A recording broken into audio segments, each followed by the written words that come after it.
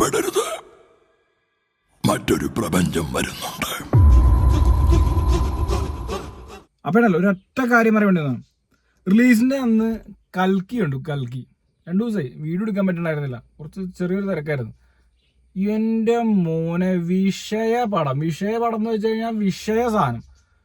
Indian സിനിമയിൽ ഇങ്ങനെ എല്ലാവരും പറഞ്ഞ ഡയലോഗാണ് അതൊക്കെ. ഇന്ത്യൻ സിനിമയിൽ ഇങ്ങനത്തെ ഒരു പടം ഇറങ്ങിയിട്ടില്ല, ഇങ്ങനത്തെ ഒരു വിഷ്വൽ ട്രീറ്റ് ഇന്ന് അവർ ഇറങ്ങിയിട്ടില്ല ഇന്ത്യൻ സിനിമയിൽ. എന്നുവെച്ചാൽ ഒരു ബോളിവുഡ് ലെവലിൽ കിടപടക്കുന്ന രീതിയിലാണ് പടം എടുത്തു വെച്ചത്.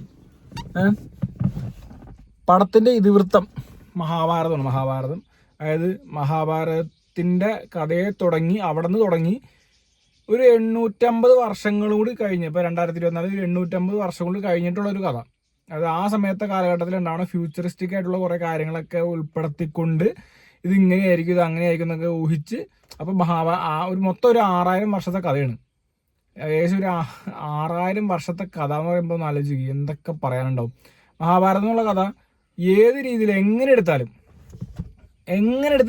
ഹിറ്റാവുന്ന ഒരു പ്ലോട്ടാണ്. കാരണം അതിന് മാത്രം ക്യാരക്ടേഴ്സും ഉണ്ട്, അതിന് മാത്രം രീതിയിൽ അതിനെ ഡീവിയേറ്റ് ചെയ്യണമുണ്ട്. നമുക്കത് എങ്ങനെ വേണമെങ്കിലും പ്ലോട്ട് ചെയ്യാം. ഒരു ഹാസ്യം പ്ലോട്ട് ചെയ്യാം. മീൻസ് അതിൻ്റെ ഇതിവൃത്തം മാത്രം ആ ഒരു ഇതിൽ നിന്ന് അതിൻ്റെ മെയിൻ സബ്ജക്റ്റ് കോർ ഉൾക്കൊണ്ടുകൊണ്ടാണ് ഈ പടം എടുത്തത്. ഇവിടെ ഒരു രക്ഷ എന്ന് പറഞ്ഞാൽ ഒരു രക്ഷ. നാഗ് എന്നുള്ള പുള്ളി ഉണ്ടല്ലോ ഡയറക്ടർ, അതായത് 600 കോടി രൂപ ബഡ്ജറ്റ് മുടക്കി പുള്ളിയുടെ അമ്മായപ്പൻ പുള്ളിനെ വിശ്വസിച്ച് പടം എടുത്തതാണ്. പുള്ളിയുടെ വൈഫിൻ്റെ അച്ഛനാണ് ഇതിൻ്റെ പ്രൊഡ്യൂസർ. അവർ കുടുംബപരമായിട്ട് ഇന്ത്യയിലെ മൊത്തം പൈസ അടിച്ചുകൊണ്ട് പോകും. 1000 കോടിയൊന്നും പോരാ ഇതിന്. അതായത് 500 കോടി 400 കോടി മുടക്കി പിടിച്ച് ബാഹുബലിക്ക് 1800 കോടി ഇട്ടെങ്കിൽ ഇതിന് എങ്ങനെ നല്ലതും ഒരു 2000 കോടി അടിച്ചേ പറ്റൂ. കാരണം അതിനുള്ള പടമുണ്ട്, അതിനുള്ള സാധനമുണ്ട്. ഇത് വേറെ ലെവല് സാധനം, ഒരു രക്ഷയില്ലെന്ന് പറഞ്ഞ ഒരു രക്ഷയാണ്. അതുപോലത്തെ സാധനം തുടക്കം കാണിക്കാൻ ഒരു കുറച്ച് പ്രഭാസിൻ്റെ ഒരു ഇൻട്രോ ഒക്കെ ഉണ്ട്. ആ ഒരു ഇൻട്രോ ഒക്കെ കറക്റ്റ് തെലുങ്കന്മാർക്ക് വേണ്ടിയിട്ടുള്ള ഒരു സാധനമാണ്. അത് മാത്രം ഒരു ചെറിയൊരു അവിടെയൊക്കെ എല്ലാം VFX ഒക്കെ ഓക്കെയാണ്. എല്ലാ ഗ്രാഫിക്സ് CG കാര്യങ്ങളൊക്കെ വന്നത്, VFX കാര്യങ്ങളൊക്കെ വന്നത് എല്ലാം ഓക്കെയാണ്. 1-2 സാധനം മാത്രം അവിടുത്തെ ആ ഒരു കറക്റ്റ് തെലുങ്കന്മാർക്ക് വേണ്ടി ചെയ്ത പോലെ ഉണ്ട്. അത് മാത്രം ഒരു ചെറിയൊരു എനിക്കൊരു ഉൾക്കൊള്ളാൻ പറ്റാത്ത സാധനമുള്ളൂ. ബാക്കി വന്നതൊക്കെ വേറെ ലെവലുടെ. സെക്കൻഡ് ഹാഫ് എന്ന് പറഞ്ഞു കഴിഞ്ഞാൽ അങ്ങ് ടോപ്പ് ലെവലിൽ ഈ ഒരു രീതിയിൽ പടം ഇറങ്ങിയിട്ടില്ല. ഇത്രയും മാസ ലെവലിൽ ഒരു പടം ഇറങ്ങിയിട്ടില്ല. കുറേ ക്യാമിയോകളുടെ അങ്ങേ അറ്റം. ഇനിയും ക്യാരക്ടേഴ്സ് വരാനുണ്ട്. അതായത് ഇപ്പം കാണിച്ചത് ജസ്റ്റ് ഒരു അടിത്തറ മാത്രമാണ്. കൽക്കി യൂണിവേഴ്സാണുള്ള പടം.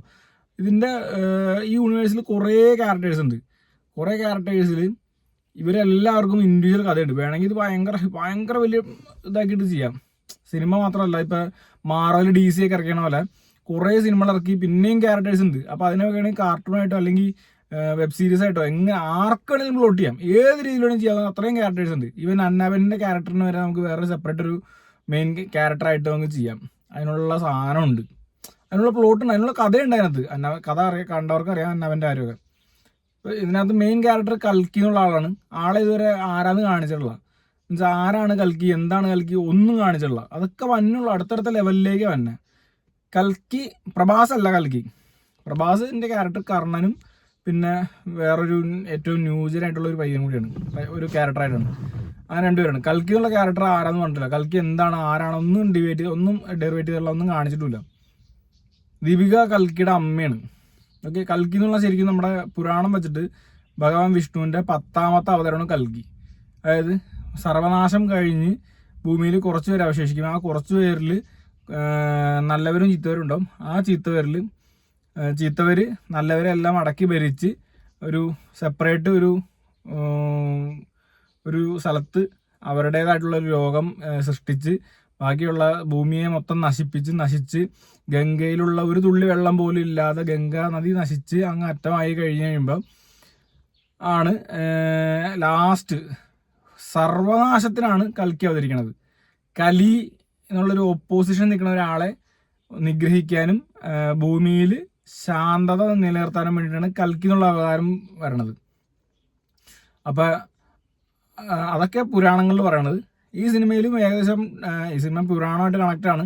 പുരാണത്തിൻ്റെ അന്നുള്ള ആ ക്യാരക്ടേഴ്സ് മുതൽ ഒരു 6000 വർഷങ്ങൾക്ക് ശേഷമുള്ള ക്യാരക്ടർ വരെ ഉണ്ടെന്നേ ഉള്ളൂ. അത്ര വ്യത്യാസമുള്ളൂ.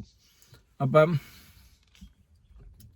ഇതിനകത്ത് പിന്നെ എടുത്തു പറയേണ്ട ക്യാരക്ടർ പ്രഭാസിന്റെ ബാഹുബലിക്ക് ശേഷം വന്നേക്കണ എല്ലാ ക്യാരക്ടേഴ്സിലും ഒരു ഒറ്റ കുഴപ്പമുള്ള പ്രഭാസിന് മുഖത്തെ എക്സ്പ്രഷൻസ് വരില്ല. ആള് ചിരിക്കുവാണെങ്കിൽ ചിരിക്കുവാണ്, പ്ലസന്റ് ആയിട്ടുള്ള എൻ്റെ പോലെ എന്ന് വേണമെങ്കിൽ പറയാം. കാരണം എനിക്കും അതേ പ്രശ്നമുണ്ട്. നമുക്ക് എക്സ്പ്രഷൻസ് വരില്ല, വെറുതെ ഇങ്ങനെ നമുക്ക് പറയാൻ പറ്റും. അത് ലാലേട്ടനെ പോലത്തെ ഇപ്പം മമ്മൂക്കിക്ക് ആ എക്സ്പ്രഷൻസ് അങ്ങനെ എല്ലാം ഒന്നും വരുത്തുന്നില്ല. മോഹൻലാലിന് എല്ലാ എക്സ്പ്രഷൻ വരുമായിരുന്നു. ബൊട്ടോക്സ് കഴിഞ്ഞതിന് ശേഷം മോഹൻലാലിന് ആ എക്സ്പ്രഷൻസ് വരാണ്ടായി. അപ്പം അതാണ് പ്രശ്നം.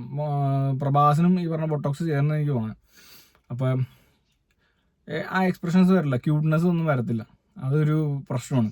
അതൊരു ഫാക്ടർ ഉണ്ട്. അതല്ലാതെ പ്രഭാസ് വേറെ ലെവല്. അതായത് പുള്ളിയുടെ ആ ഒരു ആദിപുരുഷ് എന്നുള്ള പടം ഇറങ്ങിയിട്ട് ആ പടത്തിന് കുറേ പ്രശ്നങ്ങളൊക്കെ വന്നു. ആ പ്രശ്നങ്ങളെല്ലാം ഈ പടത്തിൽ പുള്ളി സോൾവ് ചെയ്തിട്ടുണ്ട്. ഈ പടം അത് ഡയറക്ടറിൻ്റെ കഴിവാണ്, അല്ലാണ്ട് പ്രഭാസിൻ്റെ കഴിവെന്നല്ല ഞാൻ പറയണത്, ഡയറക്ടറിൻ്റെ കഴിവാണ്. പിന്നെ ഇന്ത്യൻ സിനിമയിലെ ബിഗ് ബീനെ ഹാൻഡിൽ ചെയ്യാനായിട്ട് ഇതുപോലെ പ്ലേസ് ചെയ്തിട്ട് ഒരു മെയിൻ ക്യാരക്ടർ കൊടുത്ത് ഈ പാർട്ട് 1 എന്നല്ല, ഇത് എത്ര പാർട്ടാണെന്ന് അറിയില്ല, 2 പാർട്ടെന്നാണ് ഇപ്പോൾ നാഗേഷ് പറയണത്. അപ്പോൾ ആ പാർട്ടിൽ വലിയൊരു റോള് കൊടുത്ത് ആ റോള് ഒരു 8 അടി പൊക്കമുള്ള ഒരു വലിയൊരു മനുഷ്യൻ്റെ റോള് കാണിച്ച് ആ റോള് കൊടുത്ത് അത്രയും വലിയൊരു ക്യാരക്ടർ പുള്ളിനെ ഏൽപ്പിച്ച് അത് പുള്ളി ടോപ്പിലല്ല ഭംഗിയായിട്ട് പുള്ളിയൊക്കെ വേറെ എൻ്റെ പൊന്ന് ഒരു രക്ഷ എന്ന് പറഞ്ഞ ഒരു രക്ഷ അഭിനയം എന്ന് പറഞ്ഞു കഴിഞ്ഞാൽ ഒരു ഇതുണ്ടല്ലോ, ഒരു പ്രസൻസ് വേറെ ലെവല് പ്രസൻസ് ആണ് ആ പുള്ളിയുടെ.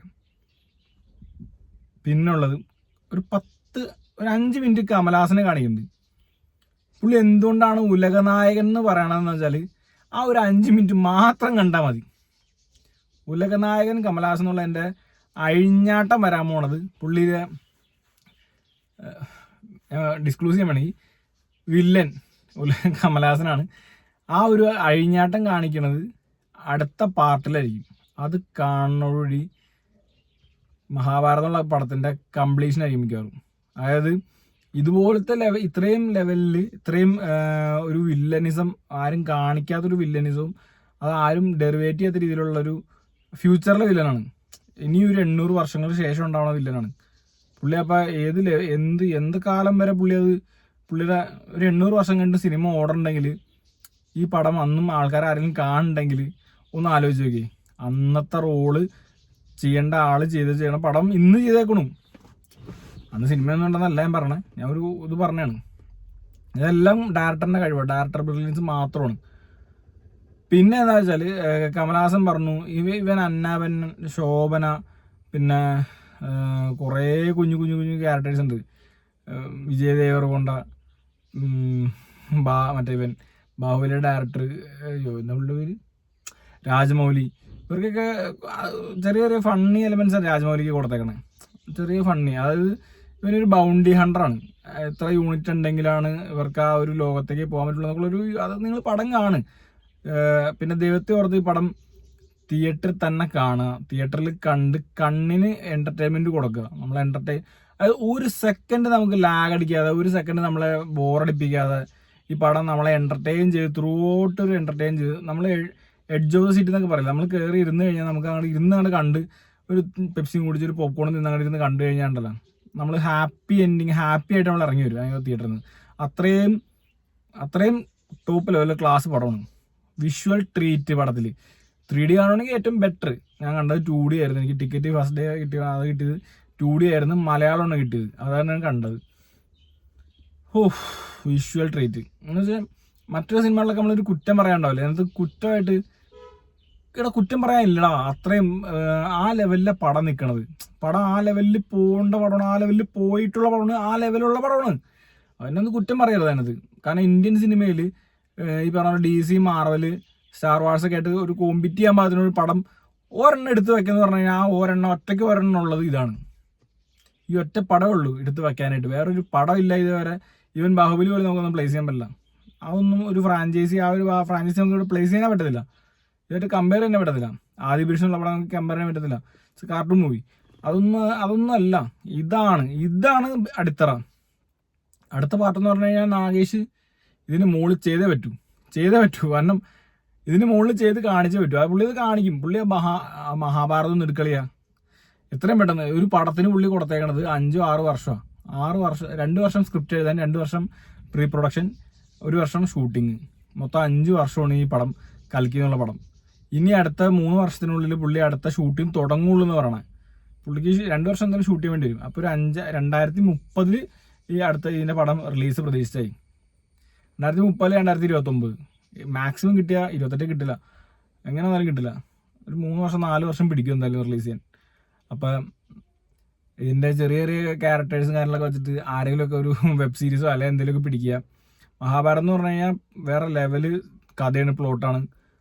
നമ്മൾ ചിന്തിക്കാൻ പറ്റാത്ത രീതിയിലുള്ള ഡെറിവേറ്റീവ്സും ഒക്കെ അതിനുണ്ട്.